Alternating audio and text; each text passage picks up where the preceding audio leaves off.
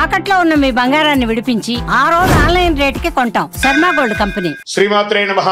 సద్గురు జ్యోతిషాలయం 2025 మే నెల రాశి ఫలితాలని మనం తెలుసుకోబోతున్నాం. మా ఛానల్ ద్వారా చూస్తున్నటువంటి ప్రేక్షక మిత్రులందరికీ కూడా శుభాభివందనాలు. మా ఛానల్స్ బాగా చూస్తున్నారు, ధన్యవాదాలు. కానీ సబ్స్క్రైబర్స్ అనేవాళ్ళు కొంచెం తక్కువగా ఉన్నారు. కొంచెం సబ్స్క్రైబ్ చేయండి. ఈ పక్కనున్న బెల్ బటన్ కానీ మీరు కొట్టేశారనుకోండి, మా ఛానల్లో ఉన్నటువంటి అన్ని కార్యక్రమాలు కూడా మీకు వస్తూ ఉంటుంది, మీరు చూడొచ్చు. మీకు ఉపయోగపడే విషయాలు చెప్పడం జరుగుతుంది. కమింగ్ టు జాతకం. జాతకం అనేది పడుతున్న వర్షానికి ఒక గొడుగే కానీ జాతకం జీవితం కాదు. మేము చెప్పే ఈ రాశి ఫలితాలు గోచార గ్రహస్థితులను దృష్టిలో పెట్టుకొని చెప్తున్నాం.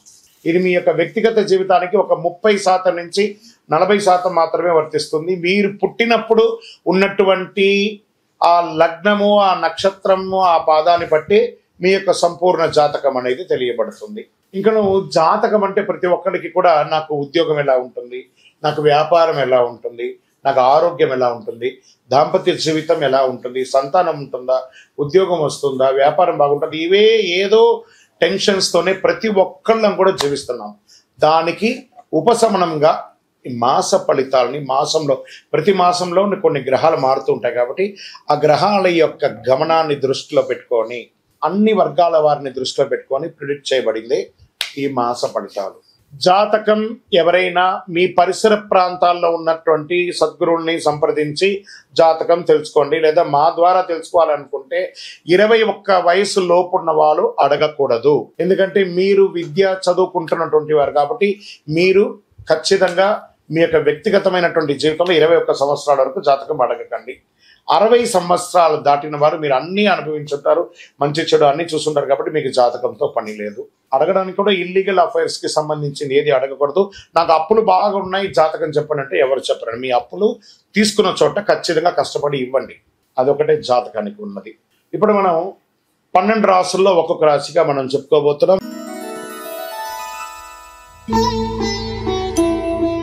జ్యోతిష్ శాస్త్రరీత్యా ద్వాదశ రాశుల్లో ముందుగా మొదటి రాశి అశ్విని నక్షత్రం 1, 2, 3, 4 పాదములు, భరణి నక్షత్రం 1, 2, 3, 4 పాదములు, కృతికా నక్షత్రం మొదటి పాదంకి సంబంధించిన వారు మేషరాశి వారు.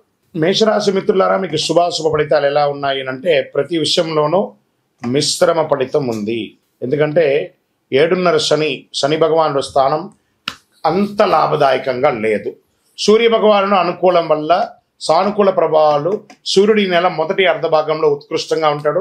బృహస్పతి సంచారం అనుకూలం. శుక్రుడు నెలాఖరు వరకు ఉచ్చ స్థితిలో ఉంటాడు. 4వ ఇంట్లో బలహీనంగా కుజుడు ఉన్నాడు.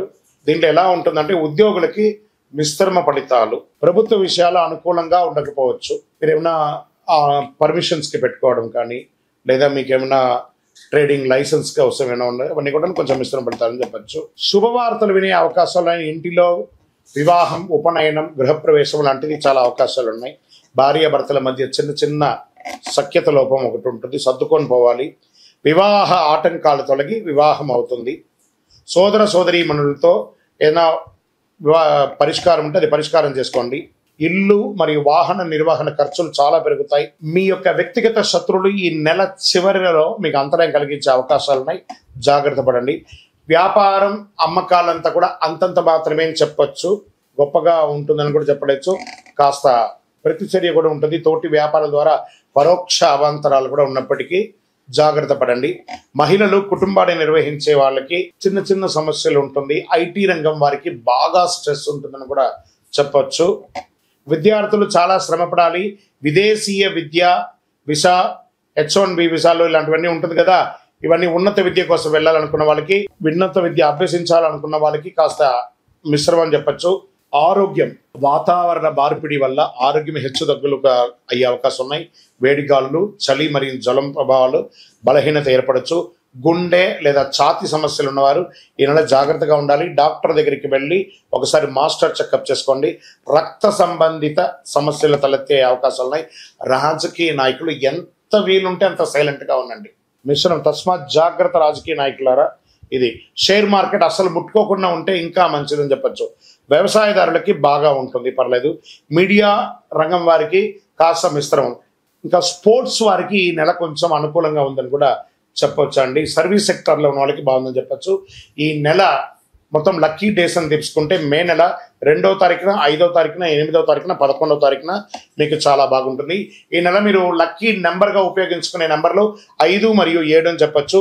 చంద్రాష్టమం మే నెల 13వ తారీఖున తెల్లవారుజామున నుండి 14 వరకు మిడ్ నైట్ వరకు చంద్రాష్టమం ఉంటుంది. ఈ యొక్క 2.5 రోజుల్లో సంతకాలు పెట్టడము, ఎవరితోనైనా మాట్లాడడము, వాహనం నడిపేటప్పుడు చేయడము, ఇవన్నీ కూడా చాలా జాగ్రత్త పడండి.